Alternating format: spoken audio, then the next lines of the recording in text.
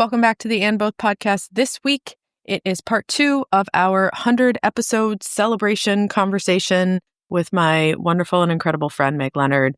This week, we are talking about the Colander List, which I absolutely love as a term and as an idea, because I think that's what a lot of us end up doing. And so putting a name to it is really helpful. You're also going to hear Meg read from her new book, Larkspur Queen, and just a continuation of an absolutely wonderful conversation. So please check out her books. All the links are in the show notes. And here is the conclusion of our conversation. Welcome to And Both, a podcast about what it really looks like to put yourself on the list while raising kids and doing all the other things life asks of you. I'm your host, Ashley Blackington, and on this show, you'll hear conversations with moms who are figuring it out in their own ways, plus a few solo episodes from me from time to time. It's not about having all the answers. It's about sharing stories, learning from each other, and knowing we don't have to choose between either or when we're living in the middle of and both. Let's get into today's episode.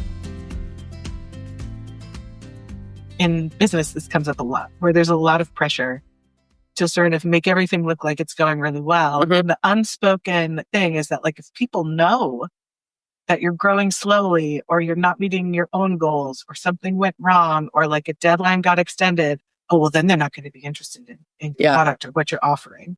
They don't want your offering if it's not perfect. And that's bullshit. People want your offering because your offering is amazing. Mm-hmm. And we need to change that conversation so people can let go of that fear.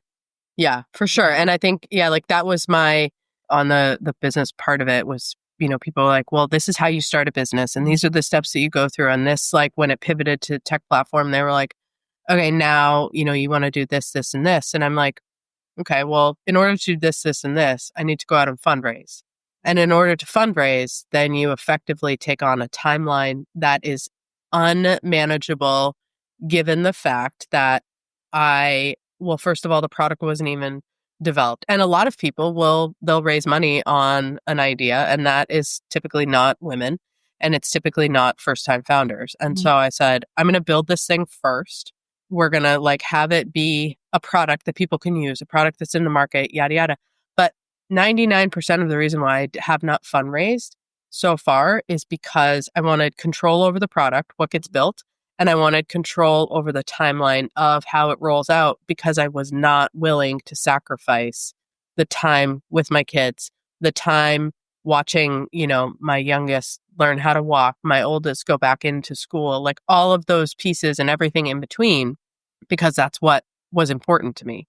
And it's exactly what you're saying. Like if someone's like, you're not doing business right, it's like, well, maybe that isn't right.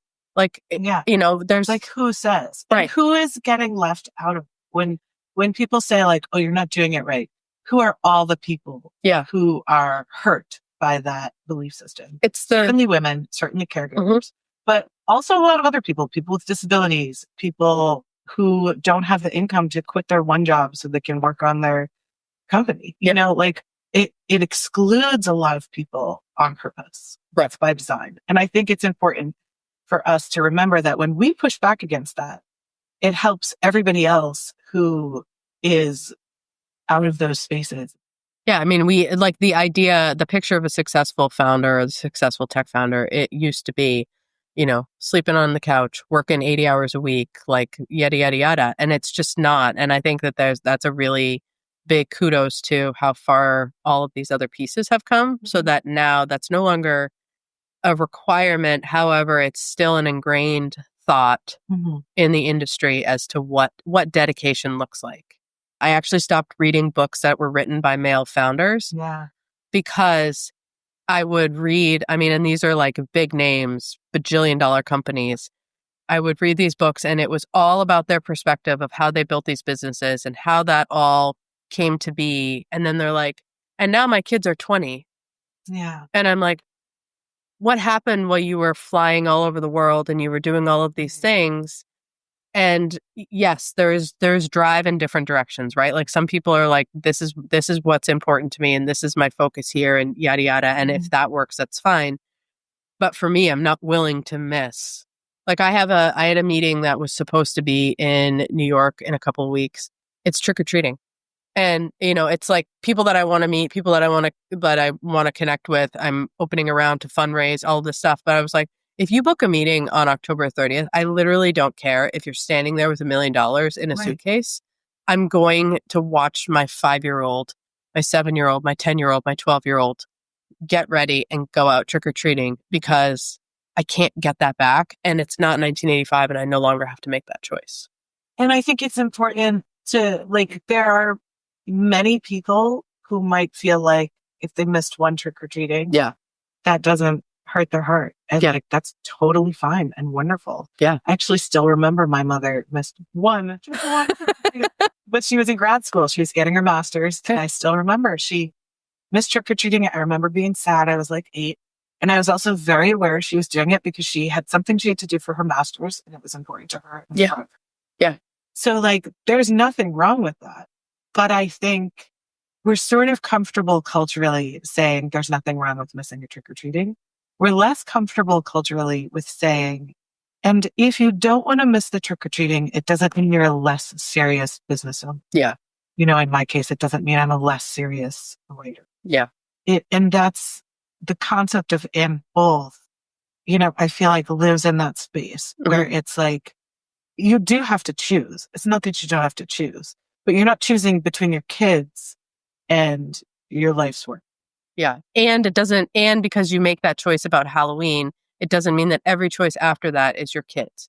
Like I've missed plenty of things that were not related to something where I've said this is something that I don't want to miss. Right. Because I have been in New York, because I have been in California, because I have been, in Boston or needed to go places and been take a video and let me see. And in those instances, because I have done both, my kids are like, I get that because you're going, I'm sad that you're not going to be there, but I get that because you're going because this is really important. You have stuff to do too. Yeah. And it's okay. We're showing our kids that you have to make choices, right? Yeah. And when you make a choice, you have to get serious about what is the real choice for you. What makes you happy? What makes sense as a ghost with limited time? We have limited time. Mm-hmm. So make the choice that's right for you. Don't make the choice that's right for your 3 best friends. Right. Don't make the choice that's right for the dude, CEO, founder of something. Yeah. In the 80s, make a choice that makes sense for you.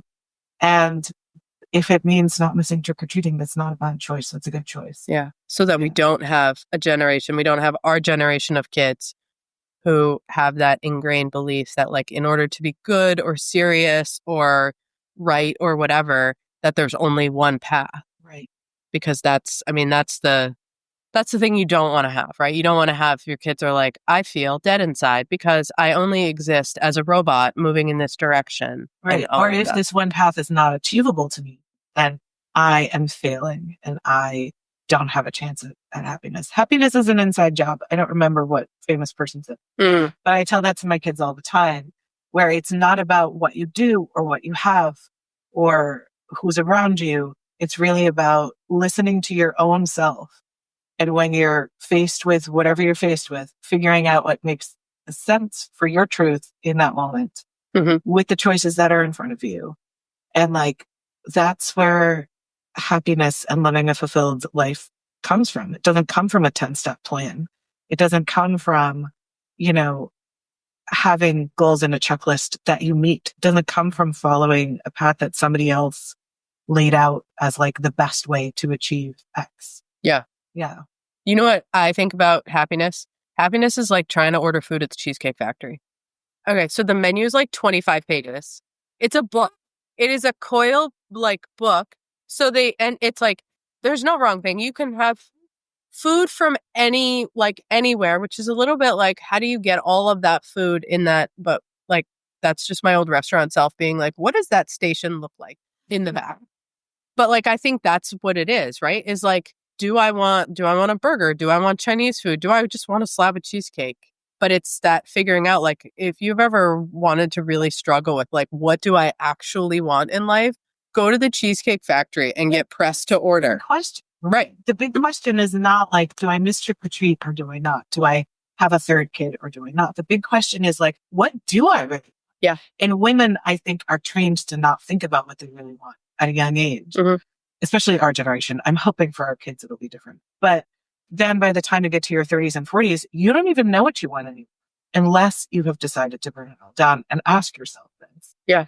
This is one of the things I love about working with my writing clients. So in addition to writing my own books, I work with clients to help them meet their creative goals and their writing goals. And a lot of the people I work with are in their 60s, their 70s, their 80s. They've raised their kids. They have been writing short stories forever. They've been working on a novel forever. And they're sort of got to a point in their life where they're like, this is like my dream. This is what I've always wanted. And I have not made space for it. And then I get to be the person who helps them make space for it. Also like bring it into fruition and sort of realize that thing, connect with that thing that has always been in their heart as their joy and their goal even, and as something they wanted, but that was hard for them to prioritize enough to sort of like make happen. And there's no wrong time. Like again, the sort of literary world will have you think like you have to publish a bestseller before you're 30 so that you can have this trajectory, and keep getting the book deals and all this. But I have clients who publish their first book in their 60s, their 70s. I have one woman who I think is about to get her contract soon, who's in her 80s. It'll be her first. Oh my God, that's amazing. Book. And that's not wrong. That's not a wrong timeline. It is a perfect timeline because these are people who listened to themselves and what they really wanted, and it's happening. Do you know what I'm saying? It's going to feel so good. There's nothing wrong with that sequence of events. Yeah. What is it that I read? It was something like the average age for a millionaire is 57, but if you look at social media, it's like 25. It's like sometimes people talk to me, they're like doom scrolling, blah blah blah. I'm like, you guys have the wrong shit on. Guinea pigs wearing Halloween costumes. That one is great. Like kittens having like jump scare situations where the kitten like jumps. Oh my God. Yes. But this is a testament, right? To like, so I've got the business stuff on there and then it like creeps in like when you get that piece, but you have fundamentally like forked the algorithm to the point where you're like, nope, I actually don't invite this so much into my life that you won't even suggest that I see this stuff. It knows. The algorithm knows.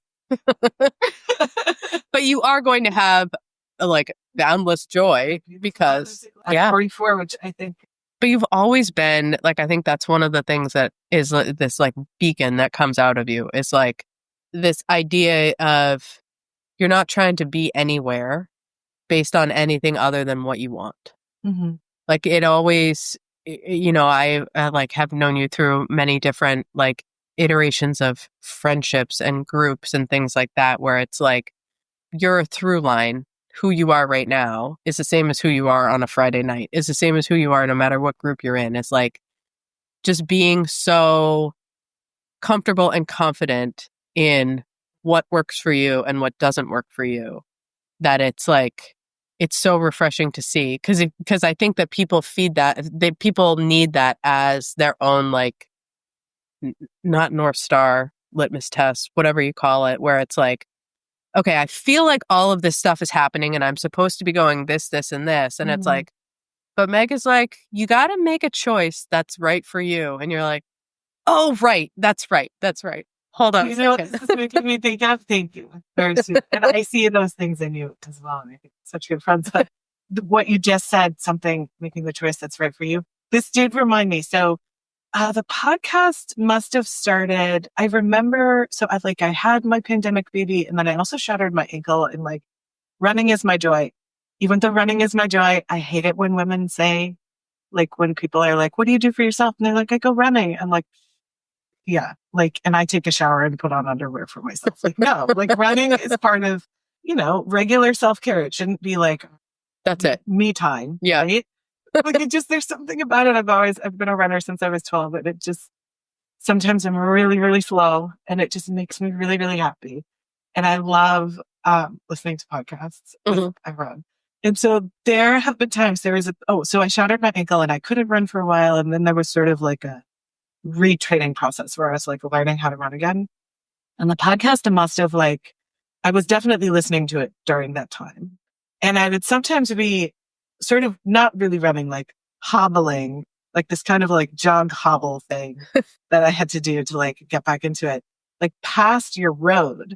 And I'd be listening to your podcast, and in like the 2 earlier seasons, you used to say like that you were talking to women who were doing the thing that worked for them. Was that the tagline? Yeah.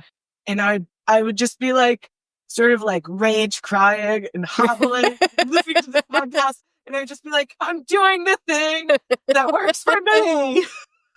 Like I felt it on this really primal level. It was like, I knew I loved running, and I knew that I didn't need to be fat. I don't run races. I'm not like a marathoner. It's not like I love the act. I don't love necessarily like competition or anything that could also be a part of running.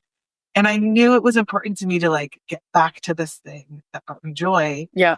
And I just like, it was like this crazy, like deep primal, like doing the thing that works. You're on your own rocky journey. Yes, exactly. I was on my own hobbling rocky journey, except Rocky wanted to like beat someone and win. And I just wanted to do the thing that worked for me. Yes. You know, which is my winning. Exactly. Oh my gosh. I love it. Well, I definitely don't want to miss an opportunity for you to read because I'm gonna read. So I feel a little self-conscious. You should not feel self-conscious. I do a lot of readings. But I have heard you read in various different settings, and every time I'm always like, man, that's amazing. Like, it's just one of those things where I like mechanically, I'm like, I don't understand how this all works. And then like, I'll send you an email that's like, hey, Meg, I'm working on this thing. And then I get back this like full examination of it with like this piece that's like, it's all wonderful. And I'm like, well, shit, I have to try harder on my homework before I hand in the assignment.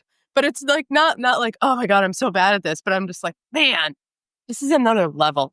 But like amazing writing. I'm going to show on the little video screen, and I'll describe it in word for people who are listening. My first book is called Book of Lullabies. Don't be deceived. Book of Lullabies sounds sweet. It's not sweet. Which is sometimes a marketing problem, right? Because people pick up a book of poetry and they're like, oh, Book of Lullabies. No, guys. It's about postpartum psychosis. It's about isolation and new motherhood. It's not pretty. But I think it is messy and real. I'm mentioning it because so many of your listeners are mothers. You might need that. That's my book that came out in late 2020. So in early 2020, I was, in this space where I had 3 small children and, working a ton of hours for pay. And I have this feeling of like, is my poetry ever going to like exist in the world? I was publishing, but I didn't have a book out and I was struggling with it. And then I found out I was pregnant with my 4th, which I love him. And it was very much wanted. If I didn't want him, we wouldn't have had him. But he was a surprise. Then pandemic shutdown happened and my husband was laid off because of the pandemic, all like in a week. Yeah. And my first thought was like, oh shit, is this gonna be the thing that makes it so I can't write? If anything was going to be the thing, that would be, yeah. Like 4th kid, like no partner income. So, and I was already working too many hours. And I was just like, this is the death knell. Mm-hmm. And then I think 2 months after that moment, I got my contract for my first book. And then the book came out while I was doing the galleys in the hospital while I had just given birth to my 4th child. And then I think it actually existed as a book like a month or 2, maybe 2 or 3 months after I gave birth to him. So it was this sort of wonderful experience of like really thinking maybe I just wasn't going to be able to like have it all. Right. Yeah. And instead the universe was just like, no, girl, keep going. We're just weaving all sorts of things. Keep going. Lots of tinsel. Do the thing that works for you. Yeah. So that's Book of Lullabies. It's available through Milk and Cake Press. It's not on Amazon because my publisher very blessedly does not believe in supporting Amazon. So you have to search for it through the publisher herself. You can also ask for it at your library or local bookstores. But the book that just came out that I want to talk about is Larkspur Creed. For those of you who have video, I love the cover. It's like this beautiful blue and red and orange cover. It's a painting that I really love that sort of shows like roots and decay underneath and like blossoming fruit above. And I feel like that's a lot of what's in the book is sort of just this intensity of the ant. It's the intensity of the ant bowl. Yeah. It's like we're growing and we're also rotting and we're here for all of it. So like, me too. And this book, Larks for Queen, is actually a lot about isolation and becoming and sort of finding your own voice and your own place in the world. It's a little weird. It feels a little backwards sometimes to have like the motherhood book come out first and then this sort of like more like who am I as a human book come out second. But that's just the way it went. This book had it had a contract that failed. So it was kind of a long time coming in terms of publication. This book, Larks for Queen, is available through Broadstone Books, and you will be able to get it on Amazon still. But if you want to support the independent press, you can look for it. And I'll link the books and the different places that you can get it in the show notes. And all right, so I'm just going to read a poem from it. Girl, blue linen dress, sky silk lining, head crowned with blue umbrella, enough to make a shy girl ripple, and the rain lets her smile to herself.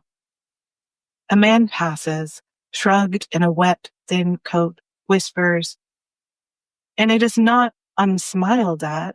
She is indeed beautiful, enough to interrupt a thought. She already knows this somewhere in her mind.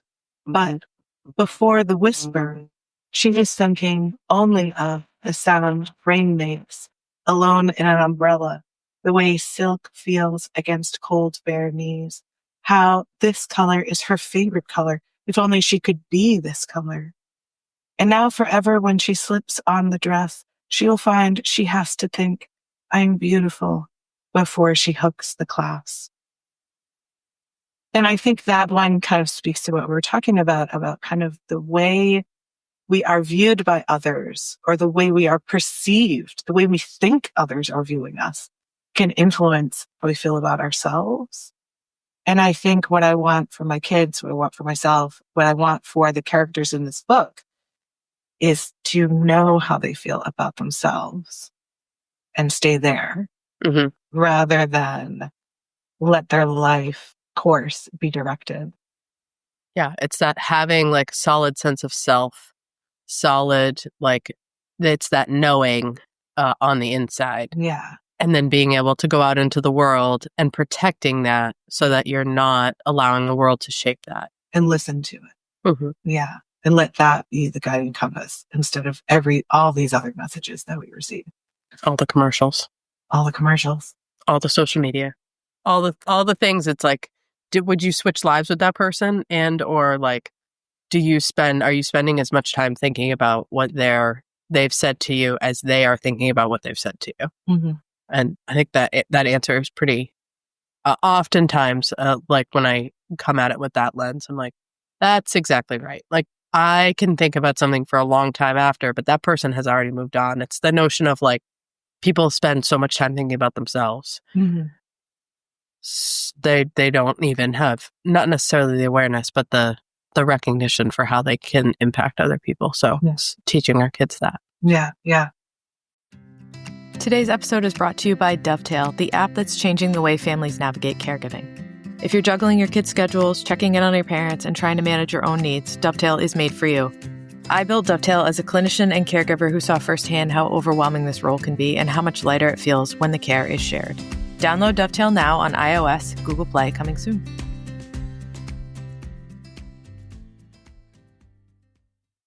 Meg, I'm so excited you joined me.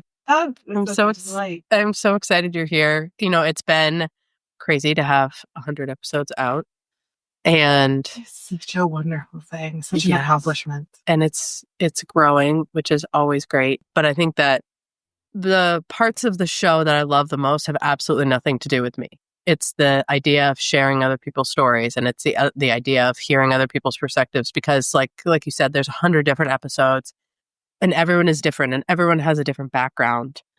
But there's such a common thread of like I just want to be happy and I just want to do the right thing. And I just I am struggling with the idea of like my right thing isn't necessarily the right thing I'm supposed to have. I should have as the right thing. And I just think that it's so amazing that careers and family size and background and beliefs and all of that stuff is that like there is such a common just trying to do the right thing, trying to do the right thing for ourselves. We're trying to do the right thing for our families. We're trying to do the right things for our careers and our relationships and all of that stuff. But everyone's going to look different. And how do we layer that all together so that the world makes sense and the world is compassionate and the world is kind and the world is a place that like when we send our kids off out into the world, holy crap, that's a scary idea, that we're sending them into a place that doesn't feel like, a head in a blender kind of moment. Right. Can I ask you a question? So, both of us, your youngest went to kindergarten this fall and mine, is in the morning preschool, which has been a big, that's different because both of us didn't have, our kids were home at school. We didn't have outside caregivers. So like thinking back to this chunk of time where there was always at least one kid. Yeah. Many times 4 kids for a whole time or 3 or 2. Were there times when you thought, like, I can't do this. I'm not going to be able to do this. Like, I can't have the animal.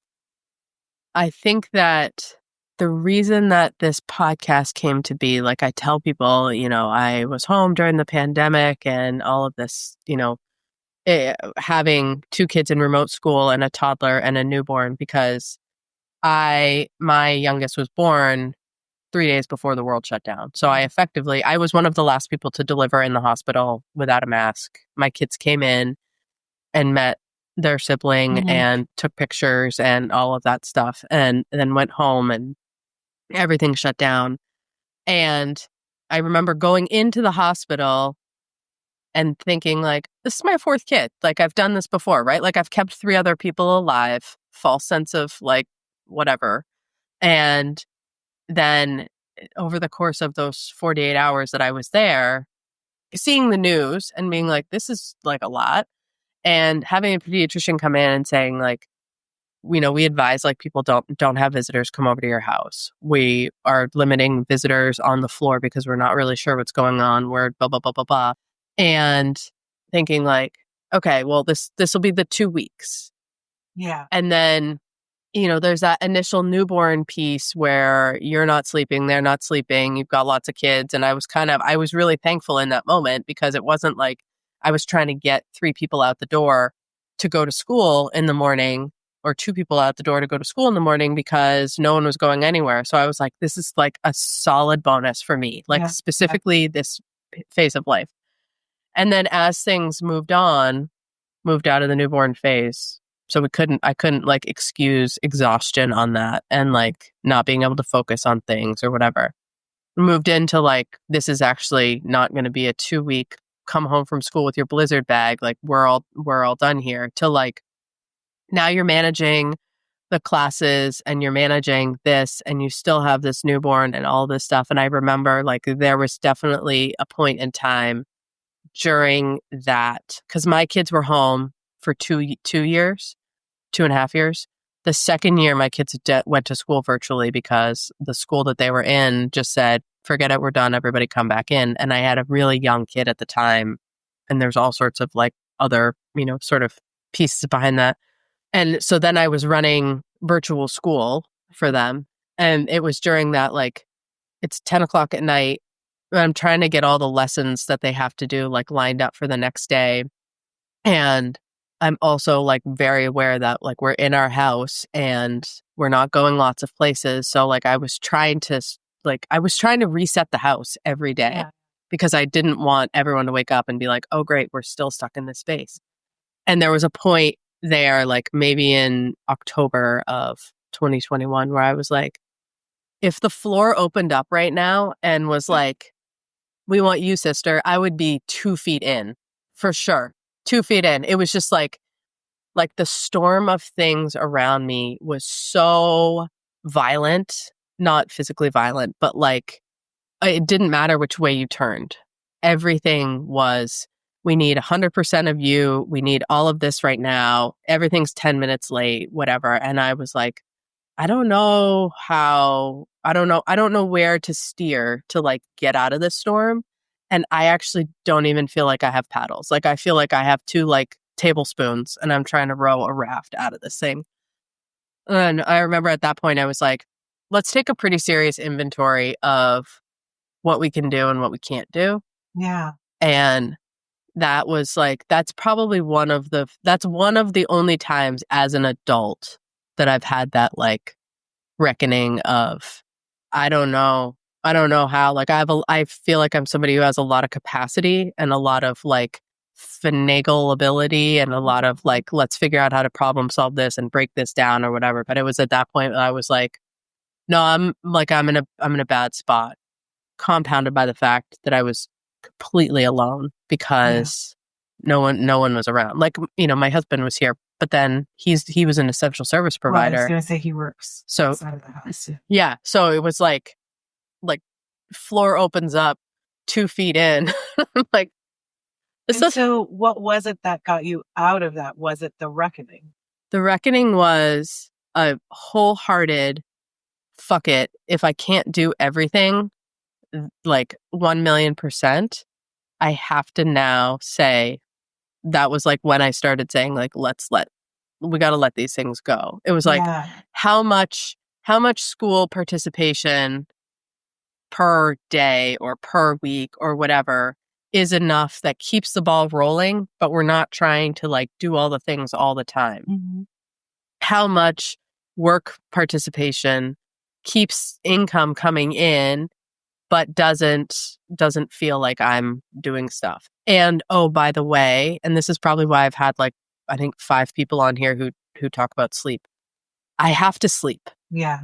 You know, like every successive child, it's been this, there's like a thing that I needed to hold on to. Like, you know, with my oldest, it was, you have to feed yourself. And my second, it was, you have to shower every day. Like, I remember being like, he is going to scream and you are going to shower. Yeah. And it's going to be fine because at the end of it, you're going to be much more capable of dealing with the day that way. But I remember with my youngest, I was like, you cannot be up all hours of the night. Like you have to go to sleep because the next day is just going to be very similar to today. And every morning you get up and you think, I should have gone to bed earlier. You actually have to go to bed earlier. Yeah. Yeah. So yeah, reckoning and like you know, like you're trying to live a life that has items that fit on a serving platter with a teacup plate. Mm-hmm, mm-hmm. And you're like, yes, I would love to ideally have all of those things, but you just have to let it go. Or not even say like, and I think that's the part that people struggle with is you feel like if you let it go, it like goes in the trash. It's like, it just goes over here for a while and I'll pick it up later. You pick it up later. Yeah. I mean, I think that's one of the things I love about working with all of my writing clients, but some of those older women I was telling you about, where like the message is if you put down your creative life, then that's it. It's gone. Mm-hmm. But you can pick it up anytime. Right. And I love helping people pick it up like after their first baby, when the baby's only 3 months old and they're feeling overwhelmed. Mm-hmm. You know, that's a great time. But it's also a great time if it's like, the kids are all moved out and have their work. It's like there's no time limit on when you pick things up again if they are important. And if it is important to you, you will get back to it. You'll get back to it. It just might sit there for a little while. Dust it off. Say hello to it. Yeah.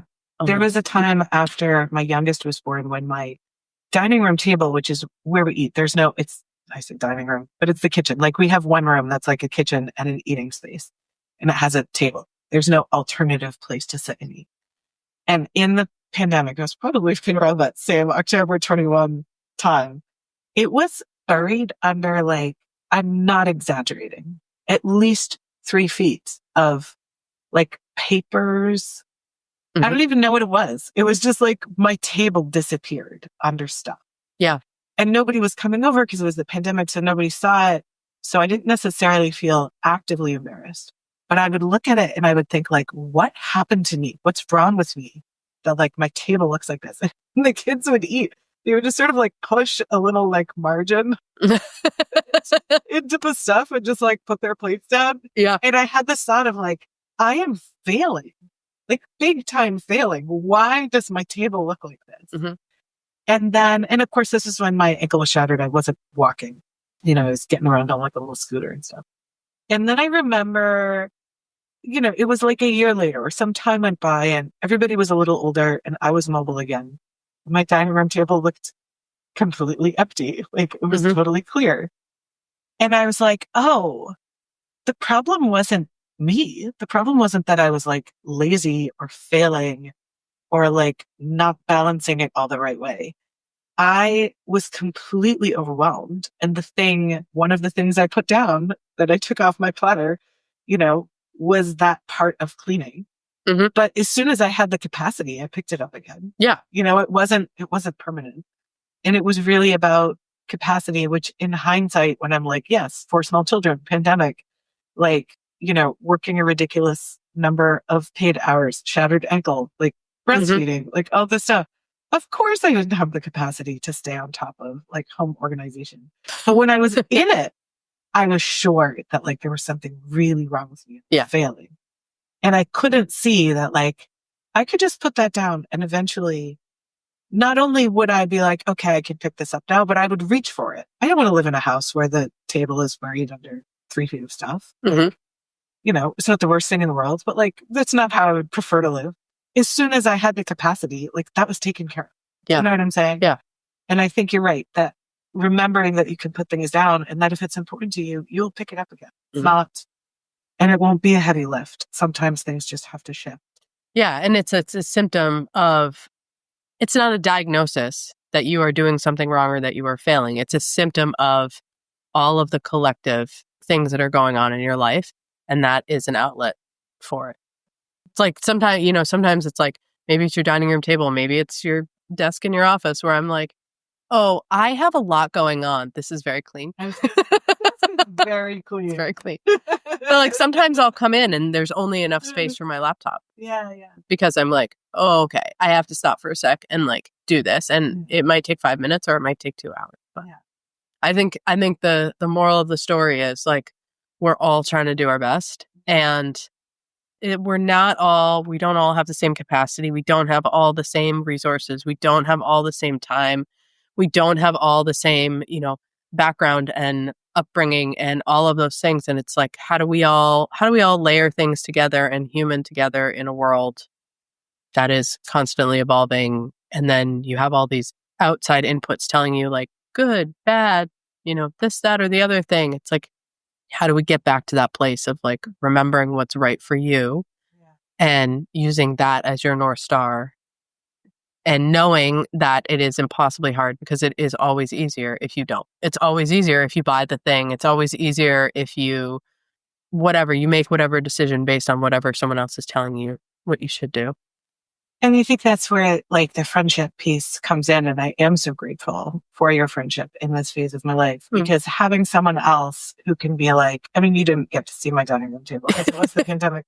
But if you had come over, I know you wouldn't have said anything. No. If I said, Ashley, oh my God, I'm so embarrassed about my table, you would have been like, it's fine. Like, you'll get to it. Yeah. Like it's not, this isn't that deep, Like, maybe you need a little help. Stay true to yourself. And I feel like having people around you who can be like, what is it that you want? Go make that thing happen. Mm-hmm. How can I help you? Can I show up at your weird poetry reading? Remember the poetry reading where like all the lights were red? You showed up at that one. That was early in our I did. And like there were weird red lights. Oh, because it was weird. It was weird. I didn't know you that well yet. And you showed up. I showed up. You didn't say, wow, that was weird. I will say that I remember that vividly because I remember being like, this poem is not matching. It's like the curtains don't match the whatever. And I was like, but there were multiple people reading. There was a lot going on. But like it was perhaps out of, it wasn't like reading flower poems by the seashore. Yes. It was uncomfortable. And you showed up for me and afterwards you were just like really happy for me. And I think just what you're saying, like being able to locate that North Star in ourselves and then showing up for our friends or our acquaintances. Sometimes it's people we don't know that well, but being able to say that to them too and be like, yeah, follow that thing. What is it that you want to do in the short life? What is it that's bringing you joy? I'm showing up for you. Yeah. I will go to the weird poetry reading. Yeah. I will look at your table. Just as long as you're not hurting yourself or anyone else. That's what I say to my kids. Like, as long as you're not hurting yourself, you're not hurting anyone else. Like, you like what you like and you do what you need to do. And like, you can't go to school naked, because one of my kids would be like, why would I wear clothes? Like, it's not my vibe. And I'm like, that's right. But also, that's not going to work for the school. So let's pick our battles here. But I love that that's a note that will live forever. On the lines of like following your joy, I have a discount for your listeners. Oh, I'm really excited. Okay. I'm a little bit of an internet witch. I don't have a website at the moment. It's in process. Mm-hmm. And I don't do a lot of social media. As I said, it's just guinea pigs. But the best way to reach me is through my Instagram right now. It's just Megan_Leonard Poetry on Instagram. And you can message me directly. I am, as I mentioned, I take writing clients, but I am expanding in 2026. And in 2026, because I'm expanding how many clients I'm seeing, I'm also going to be increasing my prices. But for any of your listeners who heard this and they're like, shit, I do have a drawer full of poems that I've always wanted to like do something with, or like, oh my God, I have been working on my memoir and I do want to write it. And that's my North Star. If you think you might want to work with me, reach out. If we do your intake before December 31st, you will get to have my 2025 prices for 2026. So anybody who wants to reach out to me and get that discount can just mention that you heard about this on the podcast. I'm not putting it anywhere else. So if you know about it, you listened to the episode. And you can have those 2025 prices through 2026 if you reach out to me before. I will wholeheartedly vouch for you for all of the things. I mean, I've written you an email and been like, Meg, how do I make this sound better? And you're like, let's do this. And I'm like, oh my God, it is amazing. It's like the Tom Brady of like literature. And I'm out here like caveman style. But if someone's bliss is, ice skating or lacrosse or I don't know, any number of activities, I can't help them, right? But if their life's bliss is writing, then I am here to like help people connect all day, even on like if they don't have time. Well, thank you for being here for all the episodes. Thank you for being here for this episode. It means a lot, because for all those times that you were running by or whatever, I have notes that you have written to me up in my office, because like I would get these voice notes when I was like, I don't know if I'm doing this right. How am I podcasting, yada, yada. And I'd get a note from you being like, I really love this part of this and how this all works. And I'm like, okay, I can do this. Yeah. Like it's making sense, especially like the solo episodes where I talk to the wall and you're like, oh yeah, no, I like this. And I'm like, okay. This is one of the ways all of us out here. I hope so. That's what I want. People to feel less alone, people to not feel like they are following their North Star in a way that is helping them live their best life. That's the point. That's all of it. So thank you for joining me. Thank you, Ashley.